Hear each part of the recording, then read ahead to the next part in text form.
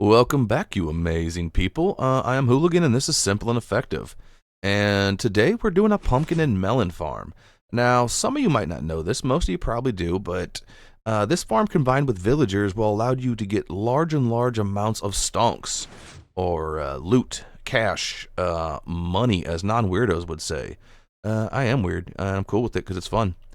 On top of that, it actually works partially like an experience farm either. Because once this thing is set up and you got the villagers, you can just enchant forever because these guys drop a lot of experience when you're trading with them. Anyways, let's get to it and I'll show you what this thing can do. Alright, we got our plot set up like we normally do, as well as some villagers in the back. I'll explain that at the end. Anyways, let's get to it.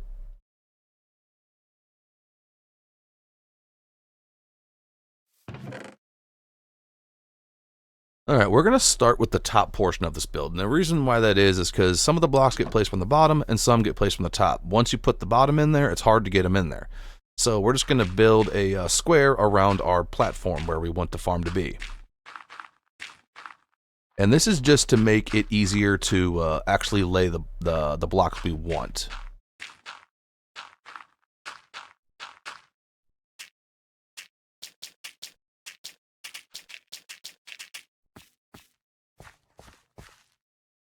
And then we're going to dig out a checkerboard pattern of all the blocks except the one in the very center. It just makes it placing the blocks so much easier. You'll see here in a second.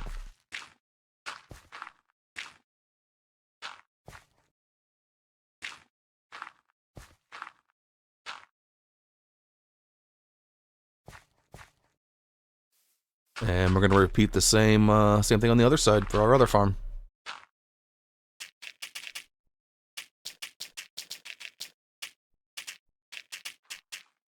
Now, it's worth saying that once this thing is set up, melons go a little slower than the pumpkins, just because they don't produce a full melon every time they break.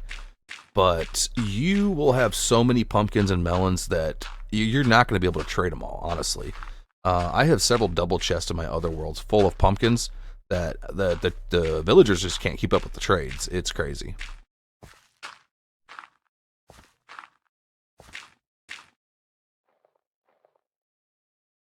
All right, now our checkerboard is set up. We go ahead and place all the observers facing down. And this is why the checkerboard pattern that we wanted to build was so important. Otherwise, it's a pain in the butt to do this. You're constantly going back and forth. It's just better just to get it set up and demolish it as you go, as you place.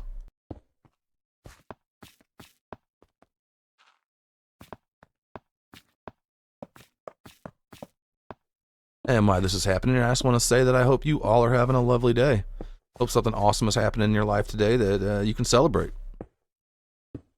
Or maybe you're just having a lazy day, and that's good too. I like lazy days. Alright, all our observers are in, so now we're going to break all the other blocks so we can place the pistons from the bottom. There's no reason to break the center block, it's pointless.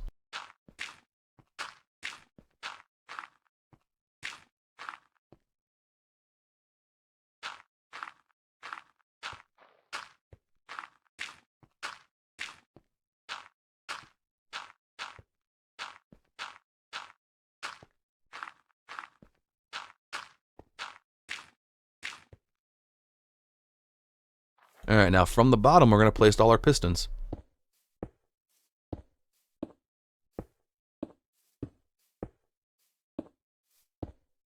And our golem's just burning up there. I love that farm.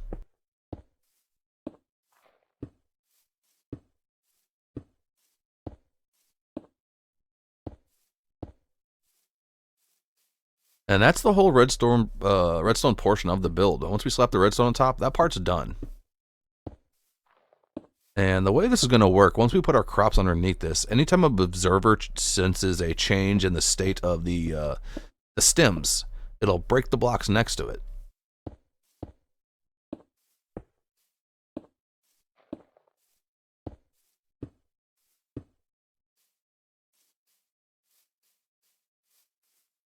Alright, with the top portion done, now we need to put in our collection system.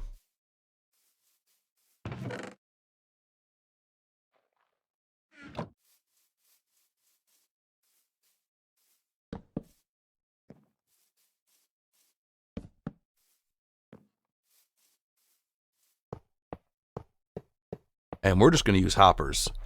You could run a minecart underneath this if you wanted to save materials, but you don't really need to, because I'll tell you in a second.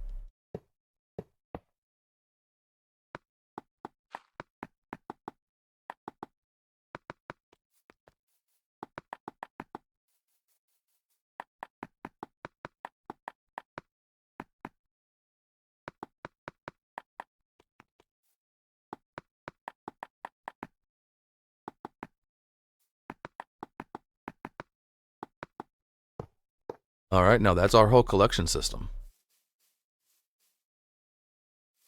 Now, if you would have done, or if anybody did the iron farm or the bamboo farm I did in previous episodes, these hoppers should be readily available. And then, like I said, you could do a minecart, but I don't like the minecarts in this system because they're so noisy. And you're just going to put a dirt wherever there's an observer and a mud wherever there's a piston.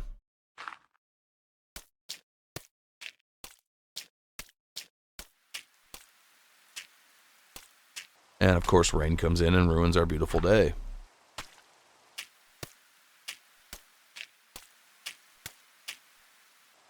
I did not mean to actually place this dirt block. That's where the water goes. And then you want to use a solid light source above this. And the reason is so you don't get any loss into the water. You could just like hang a lantern there. It would work, but you might lose a little bit. Not much, so don't worry about it if that's what you want to do.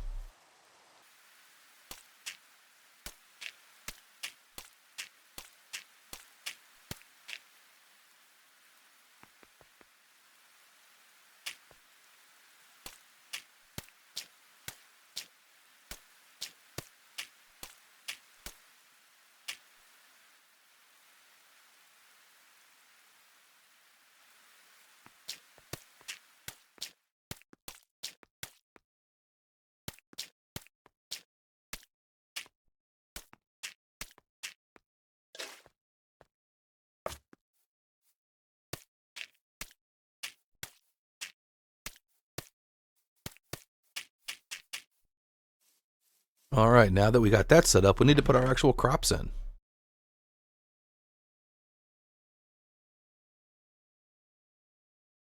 I'm just going to go ahead and hoe everything we can.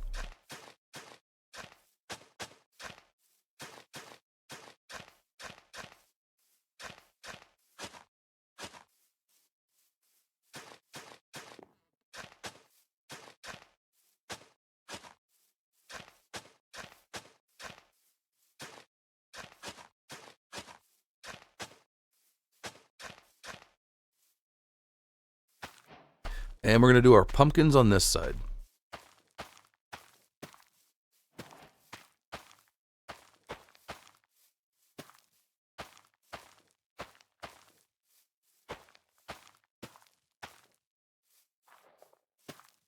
And our melons over here.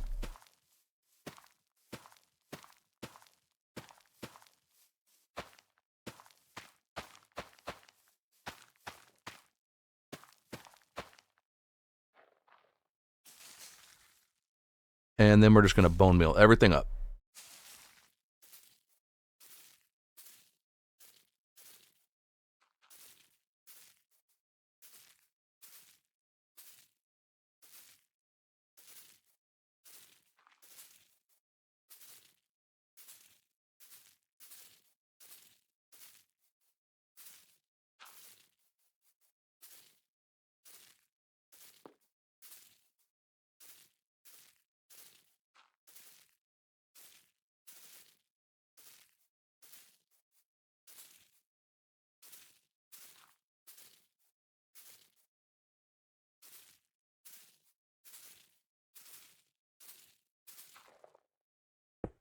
All right, now that everything is grown, we're just going to close this thing in.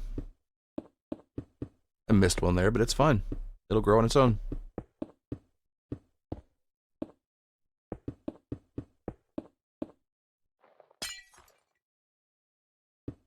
And same thing on the other side.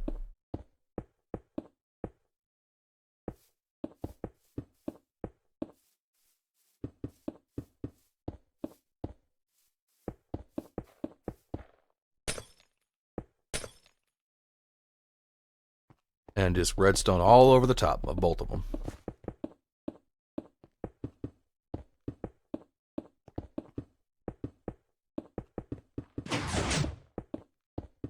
And the farm is already firing.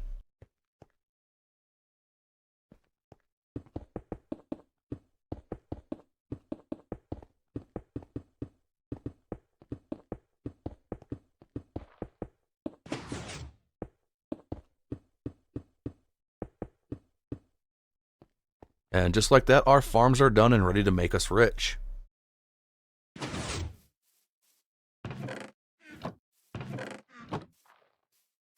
Now here are villagers. Now, an uncured villager will still trade, a larger amount for emeralds. It's still worth it early game until you can cure. But once you zombify and cure one of these villagers, oh my gosh, they trade 1 for 1. And not only that, but you'll be able to get golden carrots, arguably the best food source in the game, for 1 emerald for 3. And that is just, oh my gosh, there's so much saturation on golden carrots, it's ridiculous. Anyways, we're going to AFK this for about an hour, and I'll get back to you guys. Alright, my dudes, we're back after an hour. And you guessed it, I couldn't resist building something on top of it. I'm not sure exactly what this is. It's like a combination of Japanese and Nordic. I thought it came out pretty cool, though, especially for only having an hour. Anyways, let's check and see what we got from our farm.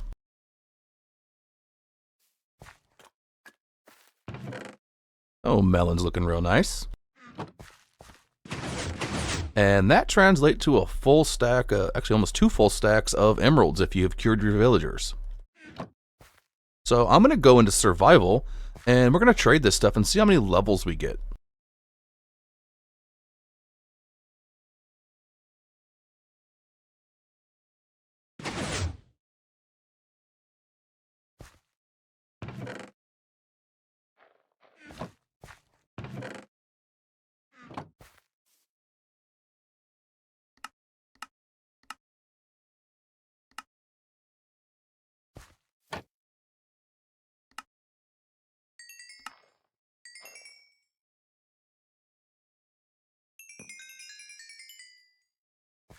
And that's 7 levels off the cured villager for the first trade.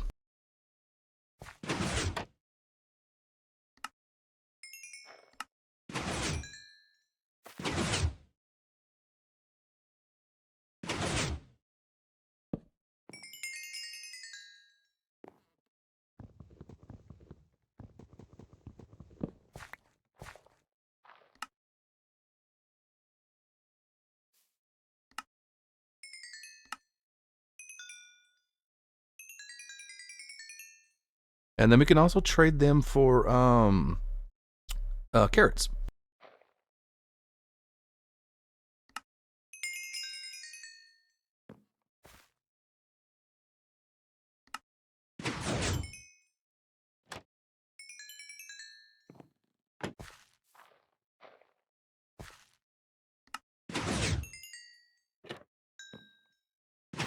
All right, now that's 18 levels and 27 diamonds. Not diamonds, emeralds. We would have had a lot more emeralds, but we traded for the carrots. Yeah, like I said, and that was, we lost a lot of it to the uncured villager. If both these dudes were cured, oh my gosh, we'd probably have 2 stacks of emeralds and probably 25 levels, maybe 30, honestly. And that is it for this farm. Thanks for watching. I hope you guys enjoyed it. And if you didn't enjoy it, still thanks for watching. I'm going to take a second and check our other farms just to see what they did. But other than that, this one's done.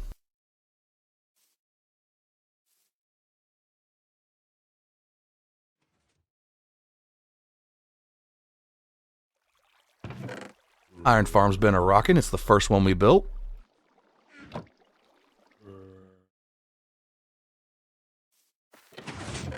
As well as the sugar cane. This one was the 3rd, I believe. And all that free wood. Let's see what the bees have been doing. Oh, the bees have been putting in work. Yes, yes, they have. Alright, well, until I see you in the next one, I'm not sure what farm we're doing next, but it should be pretty cool. I hope you guys enjoyed this, and later, dudes.